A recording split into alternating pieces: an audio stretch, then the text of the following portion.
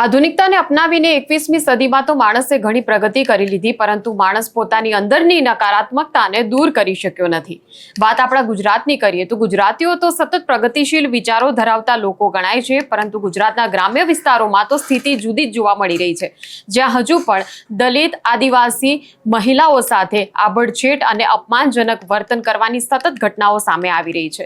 ત્યારે વાત સુરેન્દ્રનગરની કે જ્યાં આવી જ એક ઘટના બની, જેમાં કેટલાક અનુસૂચિત જાતિના લોકો સાથે આભડછેટ રાખવામાં આવી અને તેમને કૂવામાંથી પાણી ભરવા દેવામાં ન આવ્યું, તેમને અપમાનિત કરવામાં આવ્યા। શું છે આ સમગ્ર મામલો, તેની વાત કરીશું આ વિડીયોમાં। નમસ્કાર, નિર્ભય ન્યૂઝમાં આપની સાથે હું મયુરી।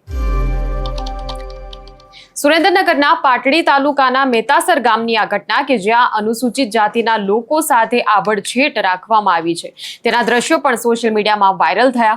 દિલીપભાઈ રાઠોડ નામના એક દલિત યુવાને આ ઘટનાનો વિડીયો બનાવ્યો હતો અને તેમનું એવું કહેવું છે કે તેમના બહેન જ્યારે ગામના કૂવામાં પાણી ભરવા માટે ગયા હતા, એ સમયે ત્યાં જે સ્ત્રીઓ કૂવામાંથી પાણી ભરી રહી હતી, એ સ્ત્રીઓએ તેમની બહેન સાથે ખૂબ જ અપમાનજનક વર્તન કર્યું, તેમને જાતિ વિષયક શબ્દો બોલ્યા હતા અને કૂવામાંથી પાણી ન ભરવા દેવામાં આવ્યા। ઘરે પહોંચીને બહેને જ્યારે આ વાત કરી ત્યારે દિલીપભાઈએ એ સ્ત્રીઓ સાથે વાત કરી હતી, ત્યારે તેમને પણ અપમાનનો સામનો કરવો પડ્યો। તેમને એવું કહેવામાં આવ્યું કે તમે જે સમાજના છો એ સમાજના લોકોએ આ કૂવાની આસપાસ પણ આવવું ન જોઈએ, આ કૂવાની અંદર અમારા માતાજી બેઠા છે। એના પછી ગામના એક સ્થાનિક દુકાનદારે પણ તેમને એવું કહી દીધું કે આ ગામના તમામ લોકોએ એવા સોગંદ ખાધેલા છે કે તમારા સમાજના લોકોને દુકાનમાંથી કોઈ વસ્તુઓ નથી આપવાની। ત્યારે પહેલા જોઈએ આ બંને ઘટનાઓના વિડીયો।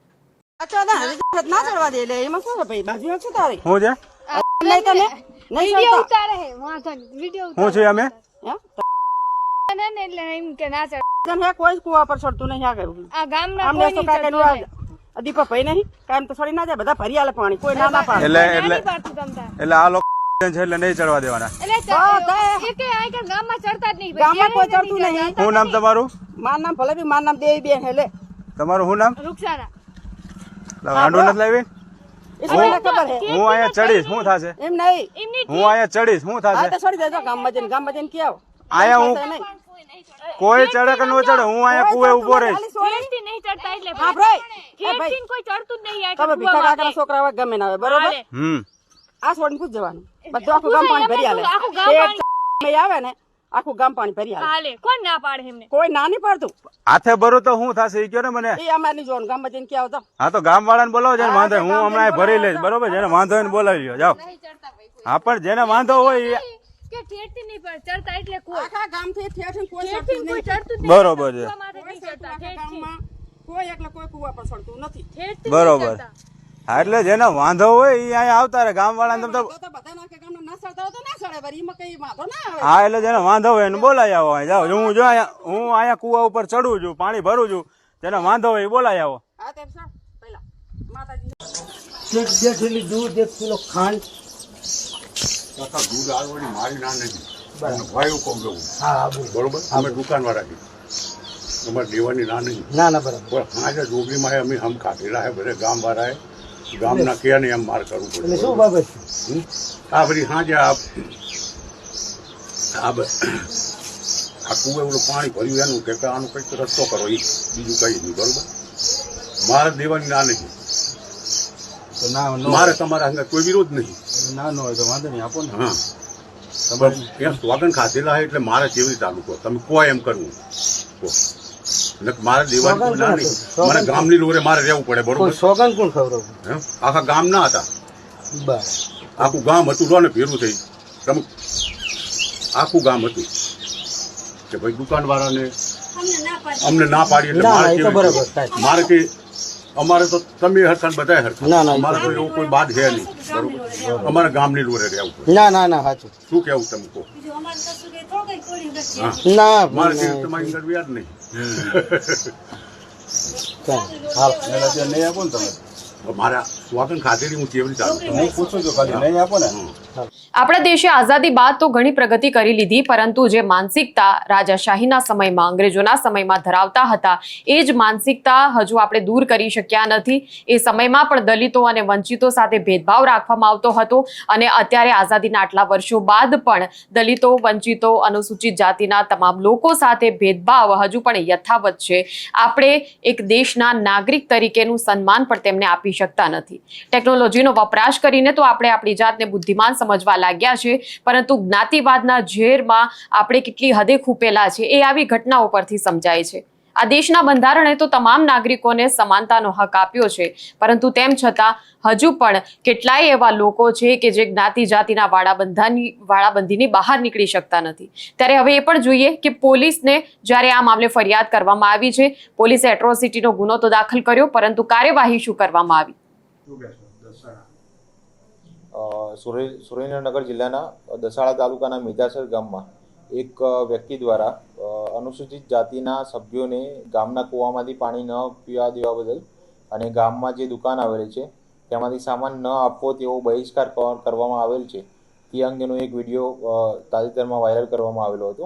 આ અંગે જણાવવાનું કે અમુક સમય પહેલાં જે અરજદાર છે દિલીપભાઈ ભીખાભાઈ રાઠોડ, કે જેઓ રાજકોટના રહેવાસી છે, તેમનું વતન દસાડા તાલુકાનું મેતાસર ગામ થાય છે.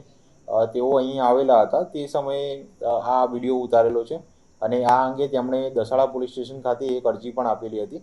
આ અરજીના અનુસંધાને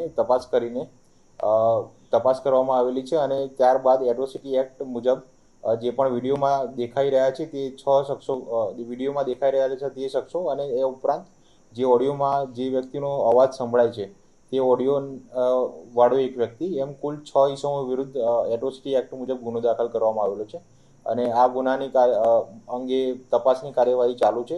મેતાસર ગામની અંદર જેટલા પણ અનુસૂચિત જાતિના સભ્યો આવેલા છે તેમના નિવેદનો લેવાની કાર્યવાહી હાલ ચાલુમાં છે, અને જે પણ ઓડિયો અને વિડીયો જે વાયરલ થયેલા હતા તેમને અત્રે ખાતે પેનડ્રાઈવમાં મેળવીને અને એફએસએલમાં તેમની તપાસણી કરવા માટેની કામગીરી હાથ ધરવામાં આવેલ છે. ક્યારેક દાઢી મૂછ રાખવા બાબતે માર મારવામાં આવે, ક્યારેક વરઘોડા પર ચડવા બાબતે હત્યા કરી દેવામાં આવે, અને હવે ફક્ત પાણી ભરવા જેવી સામાન્ય વાતમાં હેરાનગતિ થઈ રહી છે. પાણી પર આખરે કોઈ એક જાતિનો અધિકાર કેવી રીતે હોઈ શકે? જ્યારે ગામના લોકો જ કેટલાક અનુસૂચિત જાતિના લોકો સાથે અન્યાય કરવાના સોગંદ ખાઈને બેઠા હોય, તો આવા વાતાવરણની અંદર પરિવર્તન ક્યાંથી આવશે? ખુદ ગામના જ લોકો અનુસૂચિત જાતિના લોકોનો સામાજિક અને આર્થિક બહિષ્કાર કરવાની વાતો કરતા હોય, દુકાનોમાંથી સામાન ન આપવો, તેમને પાયાની સુવિધાઓથી દૂર રાખવા, એક ભયનું વાતાવરણ તેમની અંદર ઊભું કરવાના પ્રયાસો કરવા, આવી પ્રવૃત્તિઓ કરવામાં આવી રહી છે, અને તેનું પરિણામ એ આવી રહ્યું છે કે સુરેન્દ્રનગર જિલ્લામાં લોકો મોટી સંખ્યામાં અનુસૂચિત જાતિના જે લોકો છે તે ધર્મ પરિવર્તન કરી રહ્યા છે. છેલ્લા 10 વર્ષની અંદર 380 લોકોએ ધર્મ પરિવર્તન કર્યું છે. કેમ કે આ પ્રકારની ઘટનાઓ જ્યારે બનતી હોય છે ત્યારે તેમનો અવાજ સાંભળનાર કોઈ નથી. ફરિયાદો તો પોલીસ લઈ લે છે, પરંતુ ફરિયાદ બાદ કોઈ દાખલારૂપ કાર્યવાહી કે સજા થતી નથી. ત્યારે હવે જ્યારે આ ઘટના બની છે ત્યારે આ ઘટનામાં પણ નજર એ જ રહેશે પોલીસની કાર્યવાહી પર કે આખરે પોલીસ જે છે એ ફક્ત ફરિયાદ લઈને, અરજી લઈને સંતોષ માની લે છે, કે પછી જે જવાબદાર લોકો છે તેમની સામે કોઈ સજા કે કોઈ મોટી કાર્યવાહી કરવામાં આવે છે કે કેમ? ત્યારે આ મુદ્દે તમારું શું માનવું છે તે કમેન્ટ સેક્શનમાં અમને જણાવશો, અને આ પ્રકારના વિડીયો માટે જોતા રહો નિર્ભય ન્યૂઝ. અમારી ચેનલને લાઇક, શેર અને સબસ્ક્રાઇબ કરવાનું ભૂલશો નહીં. નમસ્કાર.